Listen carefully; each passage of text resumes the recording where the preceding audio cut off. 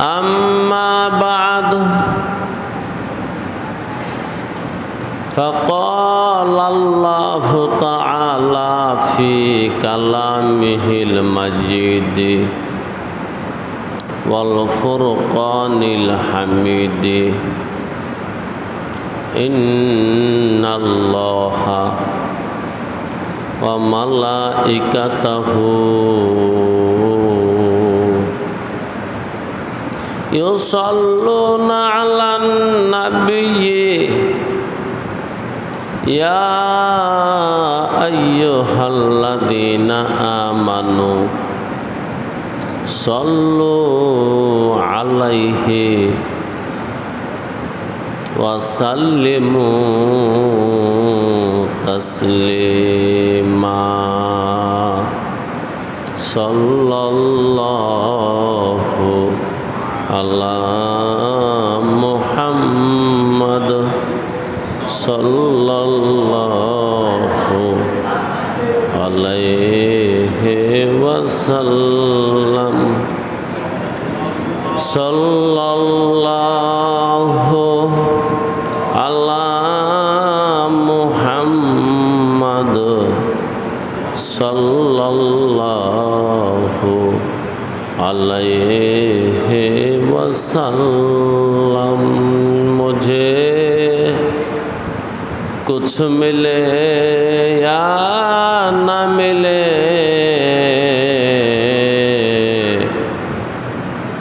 मोहम्मद मिले।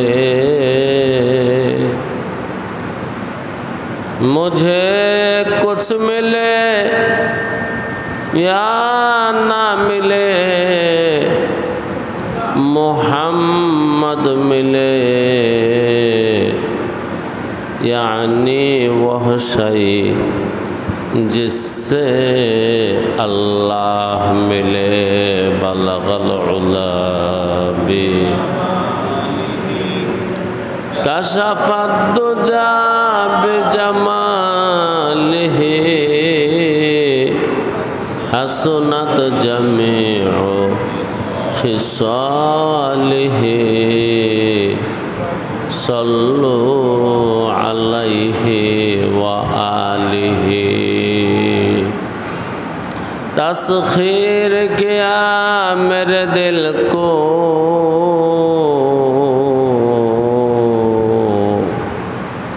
एक अरबी ने,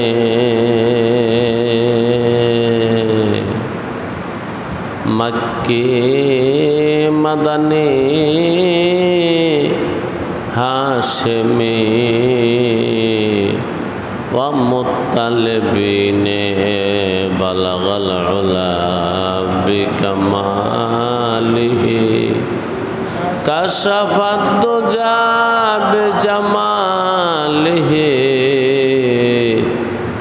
हसनत जमीउ खिसालिही सल्लु अलैहि व आलिहि।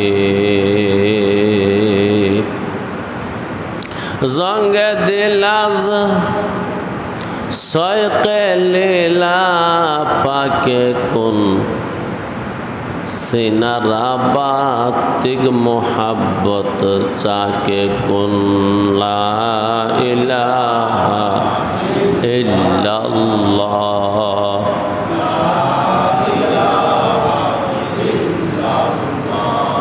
ला इलाहा इल्लल्लाह ला इलाहा इल्लल्लाह ला इलाहा इल्लल्लाह ला इलाहा इल्लल्लाह ला इलाहा इल्लल्लाह ला इलाहा इल्लल्लाह।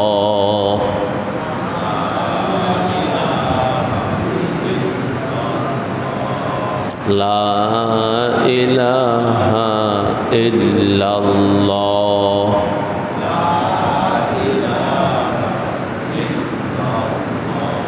লা ইলাহা ইল্লাল্লাহ লা ইলাহা ইল্লাল্লাহ লা ইলাহা ইল্লাল্লাহ লা ইলাহা ইল্লাল্লাহ লা ইলাহা ইল্লাল্লাহ লা ইলাহা ইল্লাল্লাহু মুহাম্মাদুর রাসূলুল্লাহ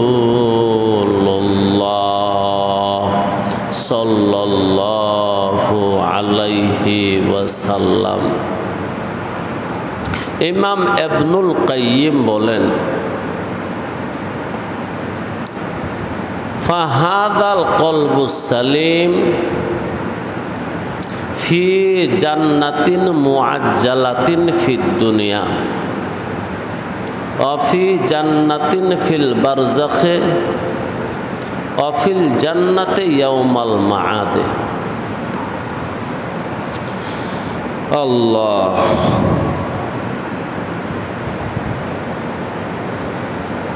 যার কলবে সালিম অর্জন হয়েছে, যার কলবটা সালিম হয়েছে, যার কলবের মধ্যে ইসলাম ঢুকছে, সিন লাম মিম এই মাদ্দা যার কলবে ঢুকছে, তখন তার কলবটা শান্ত হয়। তখন কলবটাকে বলে কলবে সালিম। কলব যখন শান্ত হয় তখন কলবটাকে বলে কলবে সালিম। আর কলব শান্ত হয় কি দিয়া? ইসলাম দিয়া। আল্লাহ তার কিতাবে বলছেন, আল্লাহ বিযিকরিল্লাহ তাতমাইন্নুল কুলুব, তোমাদের অন্তর শান্ত হবে, শান্তি পাবে জিকিরের দ্বারা। এই জিকির মানে শুধু জিকির নয়, শুধু লা ইলাহা ইল্লাল্লাহ পড়া নয়, লা ইলাহা ইল্লাল্লাহর তরজমা, তার ব্যাখ্যা জীবনে ফিট করা। যখন লা ইলাহা ইল্লাল্লাহ এই জিকিরকে আপনার জীবনে বাস্তবায়ন করবেন, তখন কলবটা সালিম হয়ে যাবে,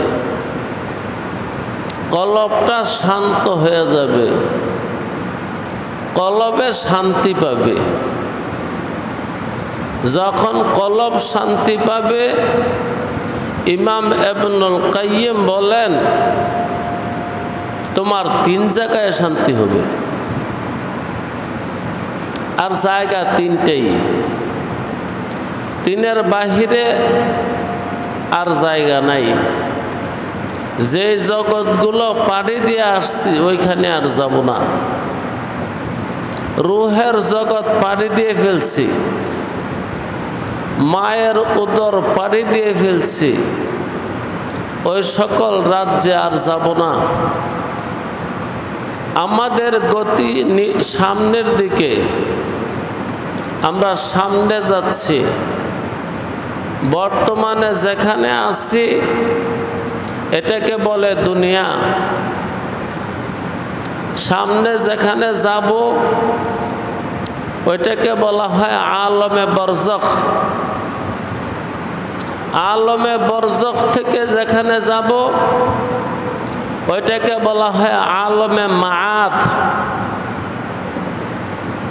বর্তমানে যেখানে আছি এটাকে বলা হয় দুনিয়া। মুআজ্জালাতুন, নগদে যেখানে আছি। এই নগদ বাড়িতে শান্তি পাবে, তোমার জীবনটা জান্নাতি জিন্দেগি হবে তোমার কলবটা যদি সালিম হয়। শান্তি শান্তি করে ঘুরতেছি ফিরতেছি, এদিকে সেদিকে চক্কর লাগাইতেছি, বাজারে বন্দরে শহরে নগরে গ্রামে গঞ্জে চক্কর লাগাচ্ছি শান্তির জন্যে। শান্তিটা পেয়ে যাব যদি কলবটা শান্ত হয়ে যায়। দুনিয়ার বাড়িটা জান্নাত হয়ে যাবে। এটাকে ইবনুল কাইয়িমের ভাষায় বলছে জান্নাতুন মুআজ্জালাতুন ফিদ দুনিয়া। দুনিয়ার মধ্যে তুমি একটা নগদ জান্নাত পাইবা। দরকার আছে? আহা হা, ঠিকানা পাইছেন, বুঝে আইছে, শান্তি শান্তি করতেছেন। শান্তির ঠিকানা কোথায় বলে দিচ্ছে? শান্তির ঠিকানা হলো ইসলাম। তোমার কলব যদি সালিম হয়ে যায়, শান্ত হয়ে যায়, তোমার কলব যদি ইসলামকে কবুল করে, নগদে একটা জান্নাত পাইবা, জান্নাতুন মুআজ্জালাতুন ফিদ দুনিয়া। দুনিয়াতে একটা নগদ জান্নাত পাইবা। দরকার আছে?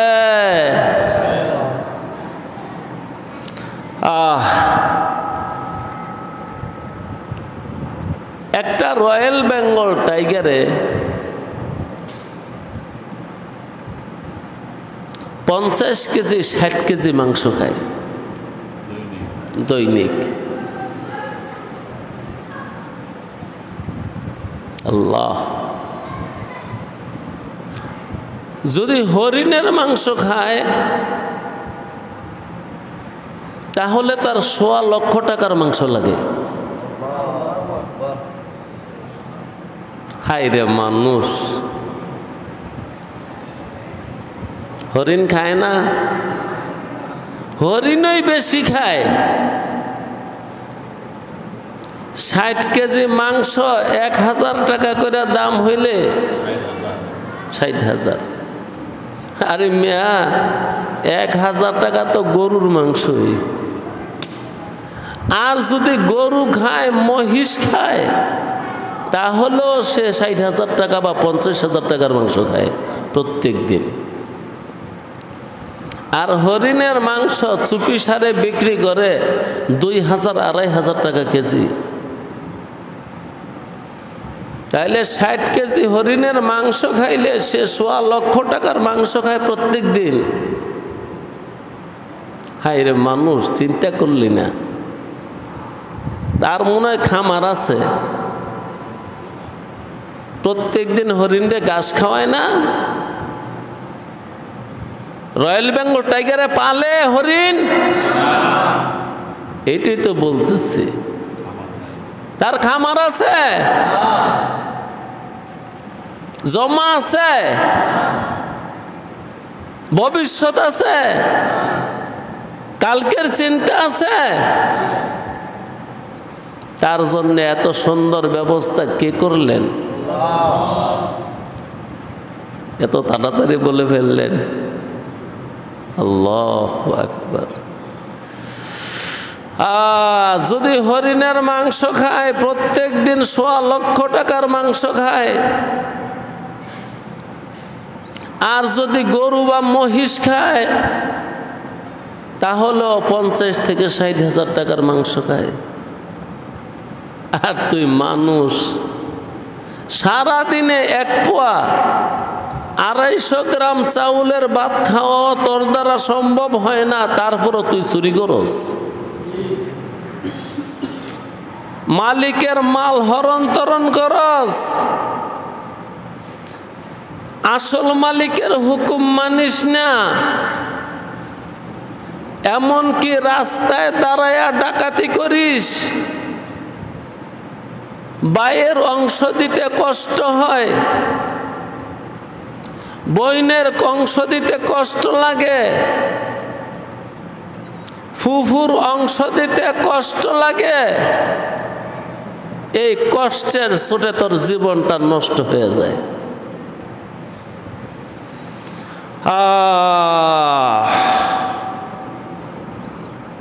তাহলে কলবটাকে যদি সালিম বানানো যায়, শান্ত বানানো যায়,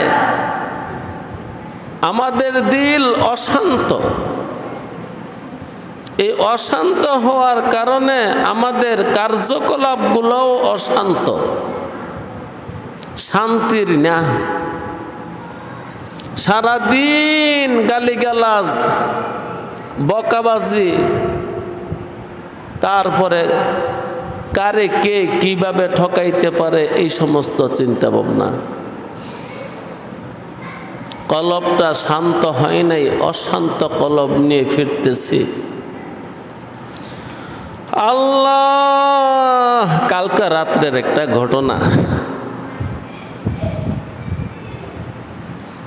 এক মুফতি সাহেব আমারে জিজ্ঞাসা করতেছে, হুজুর একটা পরামর্শের লেগে আইছি। কোন কি পরামর্শ? অনেক দুঃখ বলল,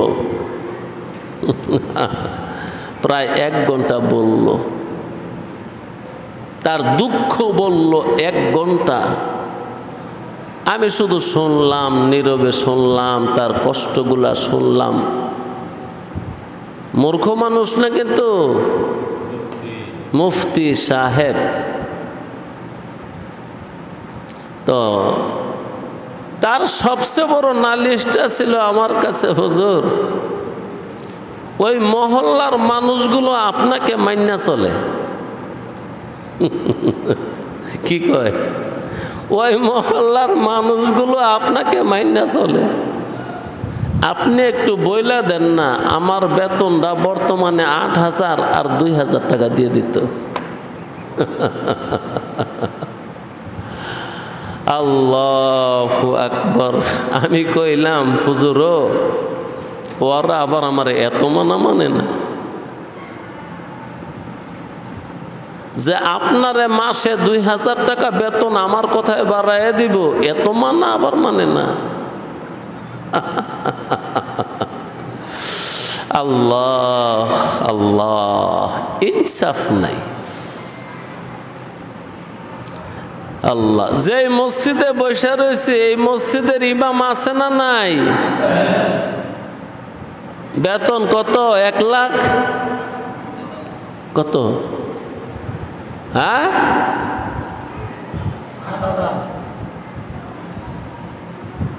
8,000? 8,000 না 8,000? 8,000।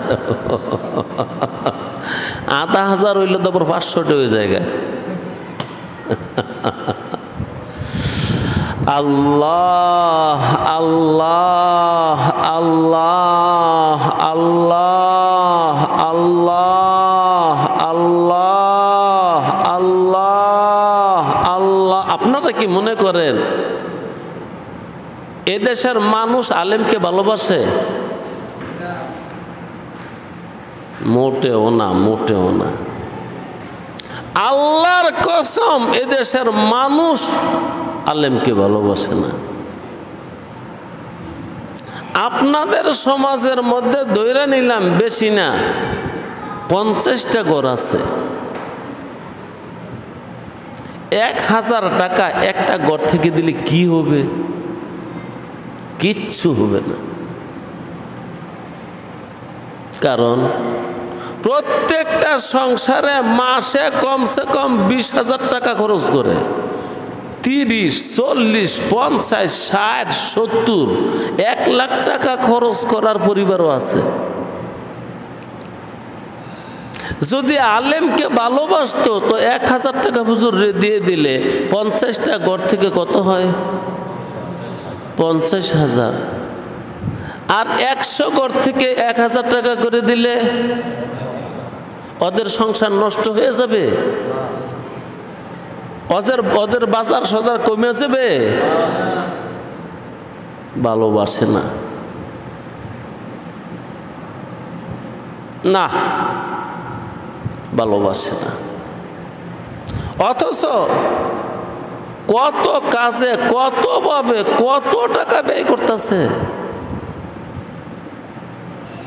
প্রয়োজনে বন্ধু আসছে, আজকে 10,000 টাকার বাজার করছে। বন্ধু এক বেলা খাবে, 10,000 20,000 টাকার বাজার করে ফেলছে। কিন্তু মোল্লারে বেতন দিব 20 টাকা, তাও আবার চিন্তা করে এত বেতন। হো, মোল্লারে ভালোবাসে না। মোল্লাকে ভালোবাসতো যদি রসুলকে ভালোবাসতো। মোল্লারা নায়েবে রসুল। মোল্লাকে ভালোবাসতো যদি রসুলকে ভালোবাসতো। তারা নায়েবে নবী, যদি নবীকে ভালোবাসতেন তো মোল্লাকে ভালোবাসতেন। চিন্তা করতেন, আহ আল্লাহু আকবার, আমি যেহেতু মাসে 10,000 টাকা কাজ করি, আজকে যদি দয়াল নবী দুনিয়াতে থাকতো তো 5,000 টাকা রসুলকে দিয়ে দিতাম। কি রসুল যদি পাইতেন তারে দিতেন না? রসুল যদি আজকে দুনিয়াতে থাকতো, আমি মাসে 10,000 টাকা বেতন পাইয়া 5,000 টাকা রসুলকে দিয়ে দিতাম। এমন মনোভাব আছে আপনাদের? মুমিনের এরকম থাকাটাই স্বাভাবিক। তাহলে নবী নাই কিন্তু নায়েবে নবী তো আছে। তো আপনি 10,000 টাকা কামাই করে জীবনে দিচ্ছেননি 5,000।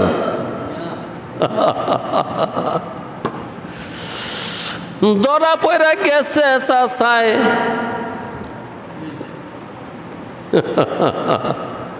ধরা পড়া গেছে চাচায় রঙ্গিলা জালে। আল্লাহ আল্লাহ আল্লাহ আল্লাহ আল্লাহ, বুঝি রব্বে কারিম এই পুষ্টুকু দিচ্ছে। আরে নবী নাই, নাইবে নবী আছে, দিয়া লাও তারে 5,000। 5,000 দূরে থাক, যায় 10,000 টাকা বেতন পায়, সে 1,000 দিবনি, কলজা ফুইরা যাইব গা। কোথায় তুমি রসুলকে ভালোবাসলা? এইটাই তো নিয়ম। আল্লাহু আকবার। বন্ধুরে যেহেতু পাইছি না, বন্ধুর ছেলেরে পাইলে বুঝি আর মেহমানদারি করতো না।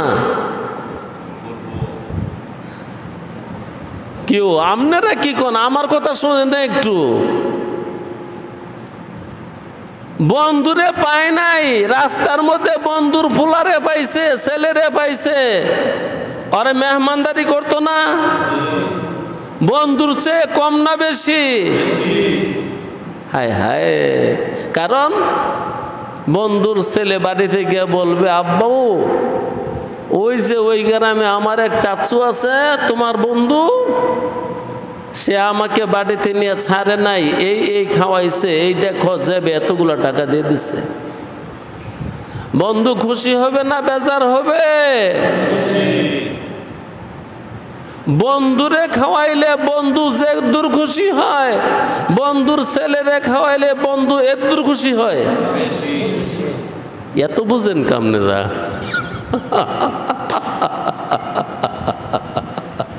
আমি মনে করছিলাম আপনারা বুঝেন না। আসলে বিষয়টা কি জানেন, আপনারা আমার ওয়াজ শুনে পাক হয়ে গেছেন গা। আল্লাহ আল্লাহ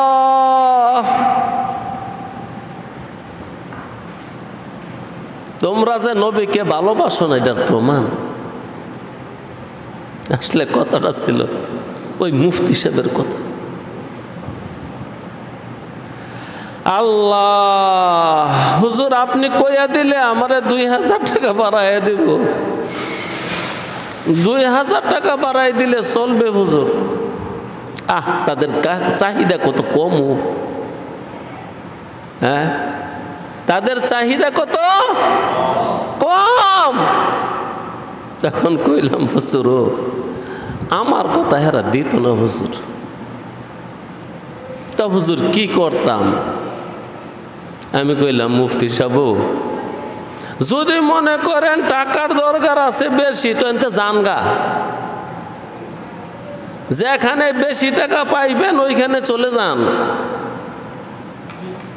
আর যদি মনে করেন আল্লাহ খাওয়াইব তো এনেই থাকেন। যদি মনে করেন আল্লাহ খাওয়াবে তো এখানেই থাকেন। আল্লাহ পরে দেখেন কি কইল, হুজুর ঠিক আছে জামুগা। ওরা বিদায় দেয় না। আমি কেউ বিদায় না দিলে সামনের শুক্রবারে মুসল্লিদের সামনে দাঁড়াইয়া আপনি বলবেন কয়ো মুসল্লিয়ানে কেরাম বিগত 2 বছর আপনাদের এখানে ছিলাম আর থাকতাম না, 1 মাস সময় দিলাম, আপনারা ইমাম রাখেন, 1 মাস পরে আমি চলে যাব, আপনারা ইমাম রাখলেও না রাখলেও।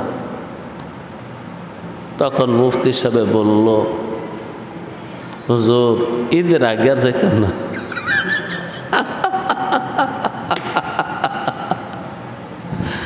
ঈদের আগে আর জামুগা হুজুর ঈদের পরে।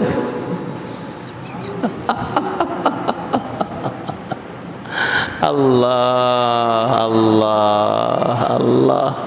তো জিজ্ঞাইলাম হুজুর ঈদের আগে গেলে কি সমস্যা? কয় হুজুর এটা সমাজের মধ্যে আছে,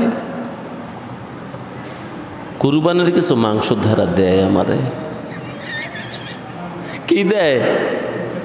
কুরবানির কিছু মাংস দেয়। এজন্য হুজুর কুরবানির আগে আর যাইতাম না, মাংসটা লই হয়েছে।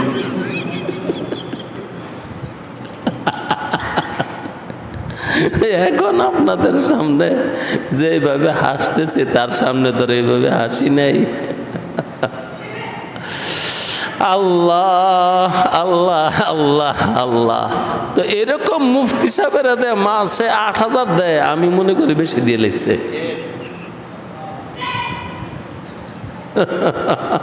আর অর্ধেক দেওয়া দরকার, 8-এর অর্ধেক দেওয়া দরকার।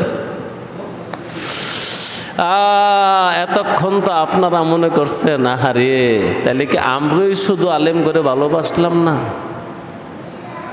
আসলে তারাও আপনাদেরকে ভালোবাসে নাই। প্রমাণ পাওয়া গেছে না? কত নিচু মন, কত হীন মনের অধিপতি অধিকারী।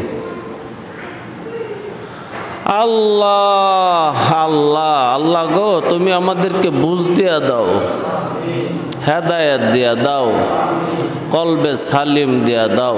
আচ্ছা কলবে সালিমের ওয়াজ করতেছি, ওই মুফতি সাহেবের কলবে যদি শান্তি থাকতো আর কলবটা সালিম হইতো তাইলে কি 2000 টাকার লেগে আমার কাছে চাইতো?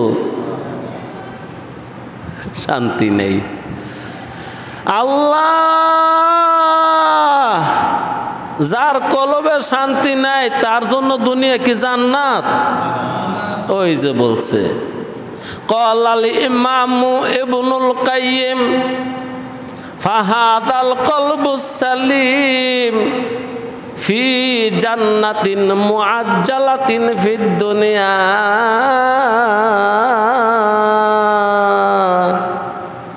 তোমার কলবটা যদি প্রশান্ত হয়ে যায়, অশান্ত না হইয়া, তাহলে দুনিয়াটা নগদ জান্নাত।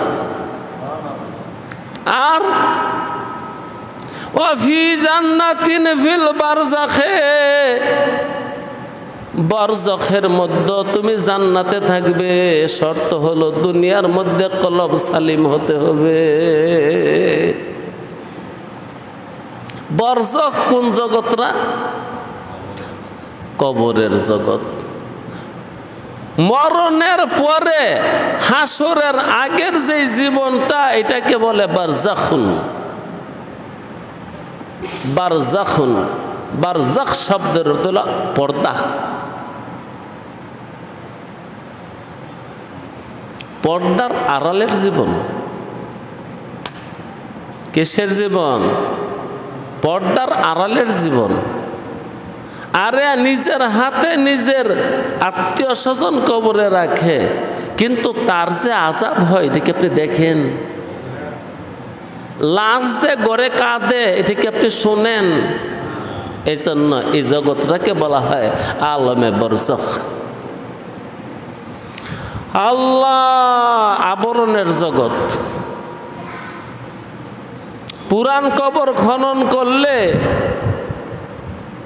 কবরে আগুন দেখছেন নি পর্যন্ত যে আগুন জ্বলতেছে?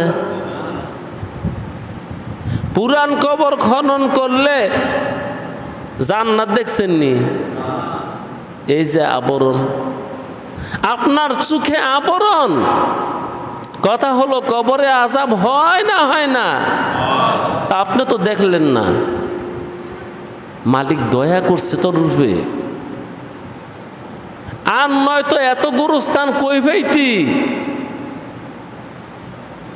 এখন তো কবরের উপরে কবর দেওয়া হচ্ছে, কবরের উপর কবর দেওয়া হচ্ছে।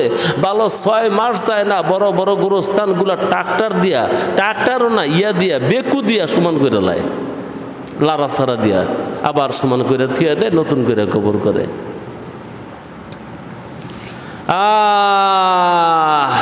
তোরে যে দেখাইছে না, দয়া করছে, আবরণের ভিতরে রাখছে। যারে আযাব দিচ্ছে তারে, অথবা যারে শান্তি দিচ্ছে তারে আবরণের ভিতরে রাখছে, তোরে দেখায় না। যদি দেখাই দিত তুই কলজা ফাইটা লগে লগে মরে যাবি গা। আল্লাহর নবী মুহাম্মদুর রাসূলুল্লাহ সাল্লাল্লাহু আলাইহি ওয়াসাল্লাম বলেন, আমি যা দেখি, আল্লাহ আমারে যা দেখায় আর দেখছি, যদি তোমরা দেখতা তাহলে সংসার করা তোমাদের দ্বারা সম্ভব হইতো না।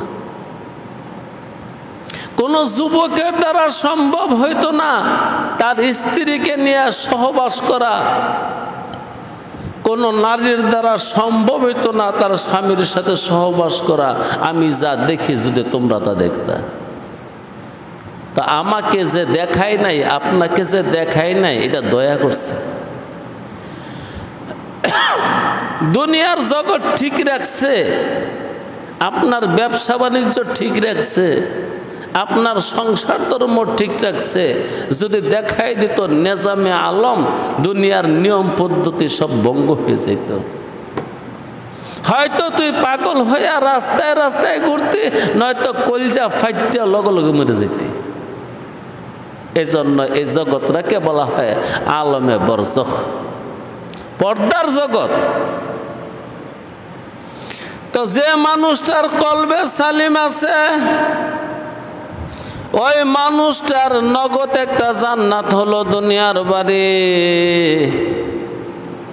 অফি জান্নাতিন ফিল বারজাখে, এবং বরজখের জীবনটাও তার জান্নাতের হবে।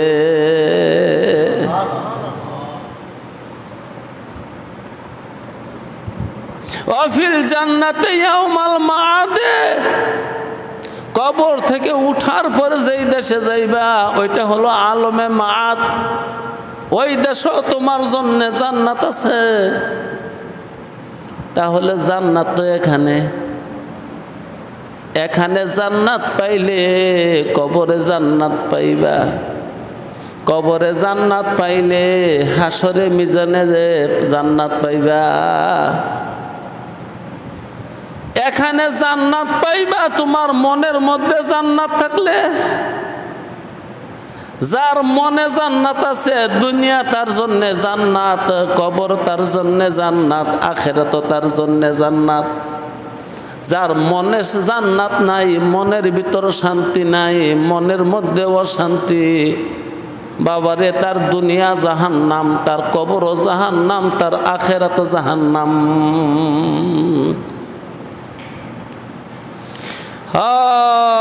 আজকে দলিল সহ আপনাদেরকে শোনাইছি, এই কথা আমি প্রায়ই বলি। যার দুনিয়াতে শান্তি হয় নাই, ওই মানুষটার কবরে শান্তি হবে না। যে মানুষটার কবরে শান্তি হয় নাই, ওই মানুষটার পরকালে আর শান্তি হবে না। তাইলে শান্তির আসল ঠিকানা কোনখানে? এখানেই, এখানেই। হা, স্বর্গটি রচিবার আমায় দিয়েছে ভার, জান্নাত বানানোর দায়িত্ব আমাকে দিছে। কি আজব কথা! জি, তুমি সুবহানাল্লাহ বলে তোমার জন্য কোথায় জানি একটা গাছ লাগায়, যেই গাছটা এতই বড়, তার ছায়া তলে যদি আপনি 100 বছর না 1000 বছরও দৌড়ান, ওই গাছের ছায়া শেষ হবে না। তাহলে স্বর্গটি রচিবার আমায় দিয়েছে ভার। ভার মানে দায়িত্ব। তোমার জান্নাত তোমাকে বানাতে হবে, তোমার জাহান্নাম তুমি বানাও। তুমি সুবহানাল্লাহ বললে গাছ হবে, তুমি আলহামদুলিল্লাহ বললে ইট হবে, তুমি আল্লাহু আকবার বললে সোনার ইট হবে। ওই ইট দিয়া, ওই ইট দিয়া, ওই ইট দিয়া, সোনার উপর ইট দিয়া তোমার জন্য ইমারত বানাইবে। তো জান্নাত বানাইবার দায়িত্ব কিন্তু আমার। কত সুন্দর শব্দটাও আমার কাছে ভালো লাগে। স্বর্গটি রচিবার আমায় দিয়েছে ভার, জান্নাত বানানোর দায়িত্ব আমারে দিছে। এইটাই তো ইবনুল কাইয়িম রাহিমাহুল্লাহ বললেন, তোমার কলবটা শান্ত করো, দুনিয়া জান্নাত হয়ে যাবে, কবর জান্নাত হয়ে যাবে, তোমার পরকাল জান্নাত হয়ে যাবে।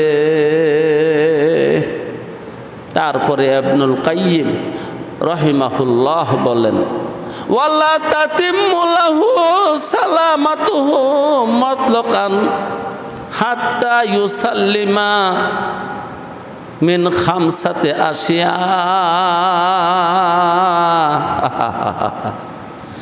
বাবারে, তোমার কলম শান্ত হবে না তোমার 5টা বেদি যদি দূর না করো। তোমার কলম শান্ত হবে না, তোমার দুনিয়া জান্নাত হবে না 5টা গুণ যদি অর্জন না করো। 5টা ব্যারাম আছে তোমার মধ্যে, ওই 5টা বেদি যদি তুমি দূর না করো। আহা, ওয়ালা তাতিম্মু লাহু সালামাতুহু, তোমার সালামত, তোমার শান্তি পূর্ণতা হবে, পূর্ণতায় আসবে না হাত্তা ইউসাল্লিমা মিন খামসাতি আশিয়া, যতক্ষণ পর্যন্ত 5টা জিনিস না ছাড়বা। কয় জিনিস? 1 নম্বরে শিরক, 2 নম্বরে বেদাত, 3 নম্বরে শাহওয়াত, 4 নম্বরে গাফলত, 5 নম্বরে হাওয়া।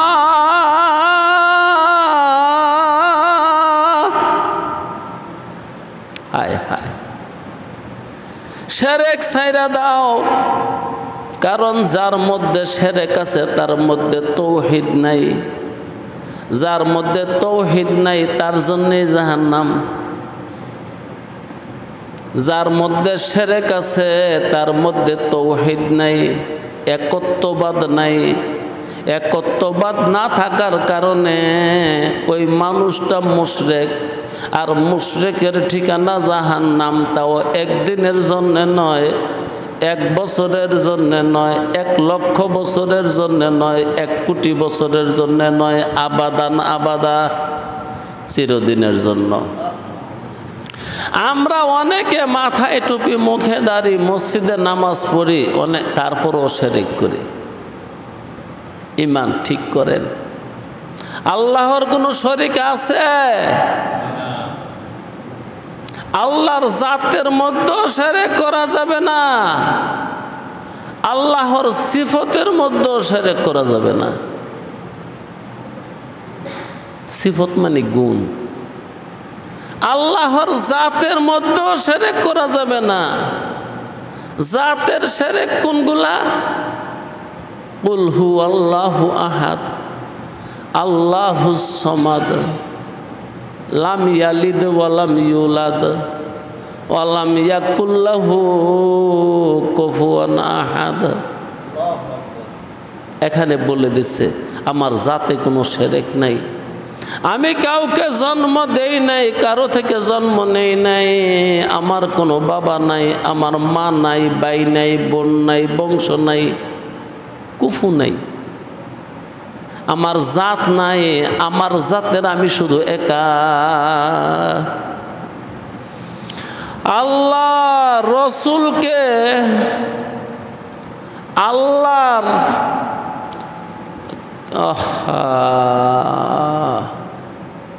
রসুলকে আল্লাহর অংশ মানার লোক আছে না নাই? ঈমান থাকবে? থাকবে না।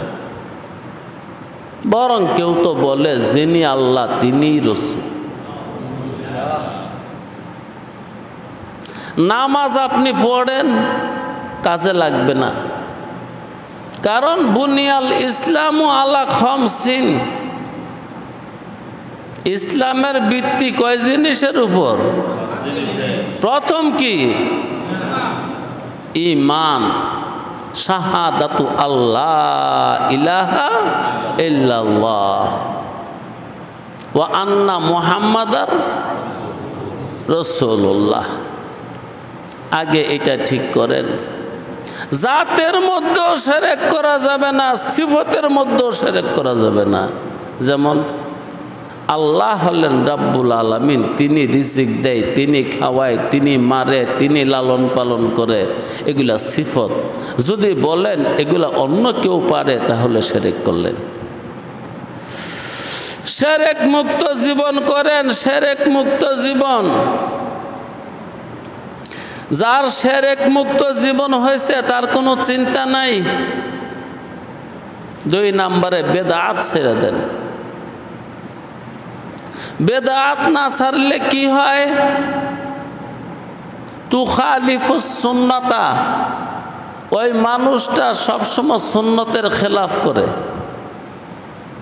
কারণ বেদাত হলো নতুন কিছু সংযোগ করা ধর্মের মধ্যে, যেটা নবী আলাইহিস সালাতু ওয়াস সালাম সাহাবাদেরকে শেখায় নাই, আদেশ করে নাই, অনুমতি দেয় নাই, ইশারা করে নাই, ইঙ্গিত করে নাই, অথবা সমর্থনও করে নাই। এমন কিছু নতুন করে আবিষ্কার করার নামই হলো বেদাত, যদি সেটা ইবাদতের নিয়তে করে। আল্লাহ, যার বেদাত আছে তুখালিফুস সুন্নাতা, ওই মানুষটা সুন্নতের খেলাফ করে। তাই রসুলে খোদা সাল্লাল্লাহু আলাইহি ওয়াসাল্লাম বলেন, মান তারাকা সুন্নতি লাইসা মিন্নি। যে মানুষটা সুন্নত ছেড়ে দিছে ওই মানুষটা আমার দলের না, এটা অন্য দলের মানুষ। সুন্নতকে ছোট মনে করছেন? আপনি কি মনে করছেন শুধু ফরজ ঠিক থাকলেই চলবে? কি বললেন নবী আলাইহিস সালাতু ওয়াস সালাম? মান তারাকা সুন্নতি, যে ব্যক্তি আমার সুন্নত ছেড়ে দিল, লাইসা মিন্নি, সে আমার না, মানে আমার দলের না। অন্য রেওয়ায়েতে আছে লাইসা মিন উম্মতি, সে আমার উম্মত না।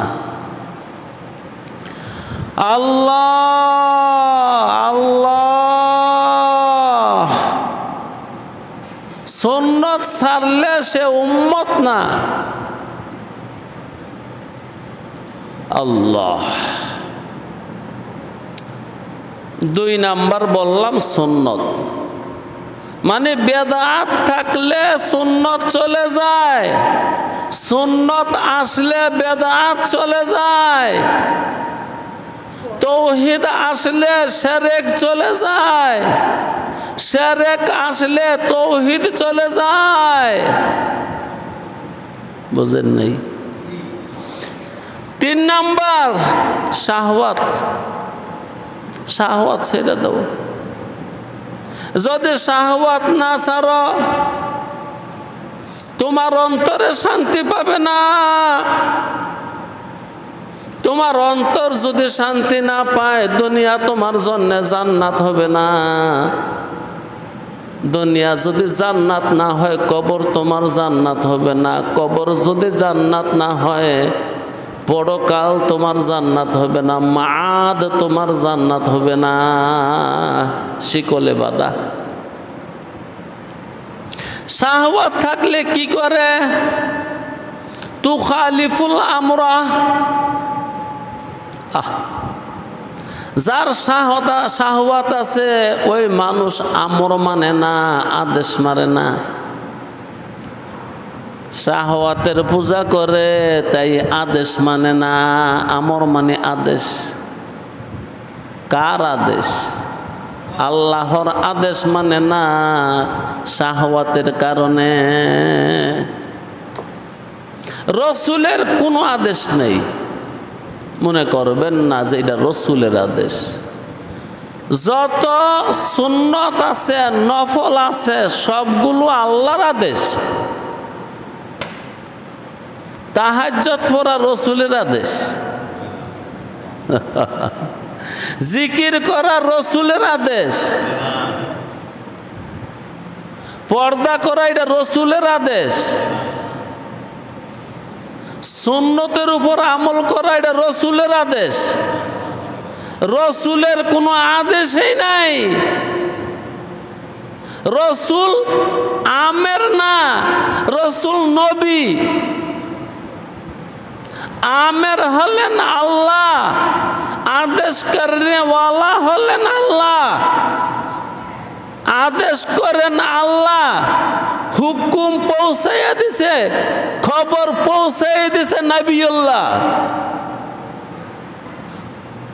আদেশ করছেন আল্লাহ, সেই আদেশ পৌঁছাইয়া দিছেন নবিউল্লাহ। সেই আদেশ নিয়ে বর্তমানে সমাজে ঘুরে নায়েবে নবী যারা। আল্লাহ আল্লাহ, রসুলের কোনো আদেশ নেই।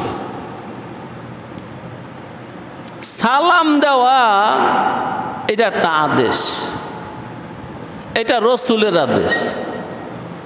তো কথা বলেন, এটা রসুলের আদেশ না? রসুলের কোনো আদেশ নেই, আগেই তো বলছি। এটা আল্লাহর আদেশ। মুসাফাহা করা এটা রসুলের আদেশ। কার আদেশ? মুসাফাহা করলে পাপ হয়। কি কোন শুনবেন কি সব হয়? হ্যাঁ, ওই দে আমির সাহেব বলে ফেলছে। আল্লাহ আল্লাহ। মুসাফা করলে যে দোয়াটা পড়েন ইয়াগফিরুল্লাহু লানা ওয়া লাকুম, বাইরে তোর হাতে আমার হাত মিলাইলাম, আমার হাতে তোর হাত মিলাইলাম, আয় দুইজনে বলি আল্লাহ আমারও মাফ করুক, আল্লাহ তোরও মাফ করে দে। ইয়াগফিরুল্লাহু লানা ওয়া লাকুম, আল্লাহ আমাকেও মাফ করো। কথাটা মনে খারাপ? আল্লাহু আকবার। যেই কারণে মুসাফাহা করলে পাপ মাফ হয়, সগীরা গুনাহগুলো এমনিই পড়ে যায়। আর যদি তওবার নিয়তে মুসাফা করে তাহলে কবিরা গুনাহ মাফ হয়ে যায়। কারণ ইয়াগফিরুল্লাহু লানা ওয়া লাকুম, এটা একটা তওবা। এই যে বলছেন আল্লাহ আমাকেও মাফ করে দেও, তোমাকেও মাফ করে দেখ, এটা কিন্তু দোয়া। যদি দিলের থেকে বলে থাকেন আল্লাহ মাফ করে দাও আমাদের দুইজনকে, এই জীবনে আর পাপ করতাম না, এই খেয়ালে যদি হাত মিলান তাইলে তো কবিরা গুনাহ মাফ। আমির সাহেব রুটিওলাই কইল, কয় সগীরা গুনাহ মাফ হয়। এটা তো আপনি ব্যাখ্যা করছেন, আল্লাহর নবী মুহাম্মদুর রাসূলুল্লাহ এমনে বলে নাই। আল্লাহর নবী বলছেন মুসাফাহা করলে পাপ মাফ হয়। হ্যাঁ, উলামায়ে কেরাম ব্যাখ্যা করছে এটা যে মুসাফাহা করলে সগীরা গুনাহ মাফ হয়। কারণ কবিরা গুনাহ মাফ হওয়ার জন্য তওবা শর্ত। এখন হাতটা যখন মিলাইছেন তখন তওবা করে ফেলেন, তাহলে যে কবিরা গুনাহ মাফ হয়ে গেল। এজন্য যারা উলামায়ে হক্কানি রব্বানি মাহবুবে সুবহানি, যারা মুর্শিদে কামেল, তারা যখন বয়াত করে তারা কি হাতে দিয়ে বয়াত করে না? আল্লাহু আকবার। ওই পীর সাহেব হুজুরের হাতে ধরে আপনি বলছেন, পীর সাহেব হুজুর আপনাকে বলাইছে কো আমার লগে আল্লাহ আমার জীবনের সব পাপ মাফ করে দাও, কো আমার লগে আর জীবনে একটা পাপও করব না, কো আমার লগে নামাজ ছাড়বো না, চুরি করব না, জেনা করব না, সুদ খাবো না, ঘুষ দিব না, ঘুষ খাবো না, এগুলো ওয়াদা করে না। এই জন্য বয়াতের মধ্যে পীর সাহেব হুজুরের কাছে বয়াত হইলে যদি কবিরা গুনাহ মাফ হয়, তাইলে ইলার সাথে মুসাফা করেও যদি আপনি এরকম বলেন তো মাফ হয়ে যাবে। আল্লাহ। তাহলে শাহওয়াত থাকলে কি হয় রে ভাই? হুকুম মানে না, শাহওয়াতের জ্বালায় হুকুম পালায়। শাহওয়াত কি এগুলো আপনি আমার তো বহুত শুনছেন। এখানে ইমাম ইবনুল কাইয়্যিম কি বলছে, শাহওয়াতের ফলাফল কি? তিনি বলছেন তুখালিফুল আমরা, যার মধ্যে শাহওয়াত আছে তার আলামত হলো সে আমর মানে না, আদেশ মানে না। এবার দেখেন আপনাদের মধ্যে এরকম রোগ আসেনি যে আদেশ ছাড়েননি? যদি আদেশ ছাড়েন তো বুঝা গেল ব্যারাম আছে, শাহওয়াত আছে। শাহওয়াত ছাইরা দেন, আমর মানা, আদেশ মানা আপনার জন্য সহজ হয়ে যাবে। 4 নম্বরে গাফলত। গাফলত ছেড়ে দাও, তাইলে কলবে শান্তি আসবে। কলবে শান্তি আসলে দুনিয়ার বাড়ি জান্নাত হয়ে যাবে, আলমে বরজক জান্নাত হয়ে যাবে, পরকাল তোমার জান্নাত হবে। তাইলে দিল ঠিক করার 4 নম্বর উপায় হলো গাফলত ছেড়ে দাও। আল্লাহ। গাফলত থাকলে কি হয়? তুনাকিজুজ যিকরা, যার মধ্যে গাফলত আছে ওই মানুষটার দ্বারা জিকির সম্ভব না। তাহাজ্জুদ কি জিকির না? গাফেল মানুষ যারা অলস, ওরা কি উঠে? উঠবে? ওর কাছে চিত্তিয়ে রেসিডি ভাল লাগে। আহা, জিকিরের মধ্যে অন্যতম জিকির হলো ভোর রাত্রে জিকির করা, ভোর রাত্রে মোনাজাত করা, ভোর রাত্রে তওবা করা, শেষ রজনীতে মালিকের কাছে মাফ চাওয়া। এটা কি গাফেল ব্যক্তির দ্বারা সম্ভব না অসম্ভব? এজন্য গাফলত যদি না ছাড়েন আপনার দিলের মধ্যে শান্তি আসবে না। তাহাজ্জুদের সময় ইবাদত করেন, আল্লাহ শান্তি দিয়া দিল ভরপুর করে দিবে। শান্তি কেন? কি চাবি ওইটাই দিব। যা চাবি তা দিমু, যা চাবি তা দিমু, যা চাবি তা দিমু। না তার অভাব আছে? আছে অভাব। ইদা আরাদা শাইআন আইয়াকুলা লাহু কুন। সৃষ্টির ইচ্ছা করলে মনে হয় খুব মেহনত করুন লাগে। তিনি একটা শব্দ ব্যবহার করে দুইটা অক্ষরের, কুন।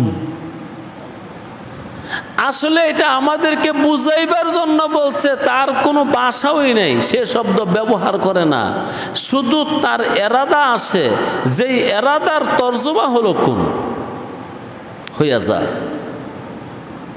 যেই খেয়ালে বলে হইয়া যা, ওই খেয়ালে যেটা খেয়াল করছে ওইটাই হইয়া যায়।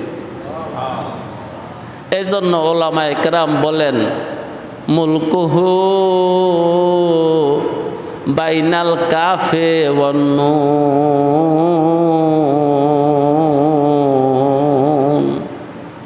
তার রাজত্ব কাফ আর নুনের মাঝখানে। এই পাশে কাফ, এই পাশে নুন, মাঝখানে তার রাজত্ব, দুই অক্ষরের মাঝখানে। আল্লাহ আল্লাহ। তাহলে গাফলত যার মধ্যে আছে তার মধ্যে জিকিরও আছে? জিকির নাই। যার জিকির নাই তার কলবে আর শান্তি নাই, যার কলবে শান্তি নাই তার দুনিয়াই জাহান্নাম। 5 নম্বরে হাওয়া ছেড়ে দাও, হাওয়া হাওয়া হাওয়া। ইমাম ইবনুল কাইয়িম বলেন, তোমার মধ্যে হাওয়া আছে না নাই, এটা বুঝার উপায় হলো তোমার ইখলাস আছে না নাই। আল্লাহ আল্লাহ আল্লাহ। আগে যেগুলো শুনছেন ইয়ার চার্জটা সহজ। হ্যাঁ, যার হাওয়া আছে তার কি নাই? ইখলাস নাই, ইখলাস নাই, ইখলাস নাই, ইখলাস নাই। ইখলাস কি? সাচ্চা নিয়ত, খাঁটি নিয়তে ইবাদত করা একমাত্র আল্লাহকে খুশি করার জন্য, এটার নামই হলো ইখলাস। তাইলে যার মধ্যে হাওয়া নাই তার আছে কি? ইখলাস। যার হাওয়া নাই তার ইখলাস আছে, আর যার মধ্যে হাওয়া আছে তার মধ্যে ইখলাস নাই। যার মধ্যে হাওয়া আছে তার মধ্যে ইখলাস নাই, যার মধ্যে হাওয়া আছে তার মধ্যে ইখলাস নাই, যার মধ্যে হাওয়া আছে তার মধ্যে ইখলাস নাই, যার মধ্যে হাওয়া আছে তার মধ্যে ইখলাস নাই, যার মধ্যে হাওয়া আছে তার মধ্যে ইখলাস নাই, যার মধ্যে হাওয়া আছে তার মধ্যে ইখলাস নাই। যার ইখলাস নাই বন্ধুরে তার ঠিকানা জাহান্নাম। তাহলে দিল শান্তি হয় কয় জিনিস দিয়া? 1 নম্বরে শিরক ছেড়ে দাও, তৌহিদ আসবে। 2 নম্বরে বেদাত ছেড়ে দাও, সুন্নত আসবে। 3 নম্বরে শাহওয়াত ছেড়ে দাও, খোদার হুকুম তুমি পালন করতে পারবে। 4 নম্বরে তুমি গাফলত ছেড়ে দাও, জিকির করা সম্ভব হবে। 5 নম্বরে হাওয়া ছেড়ে দাও, ইখলাস এসে যাবে। ওয়া আখিরি দাওয়ানা আনিল হামদুলিল্লাহি রাব্বিল আলামিন।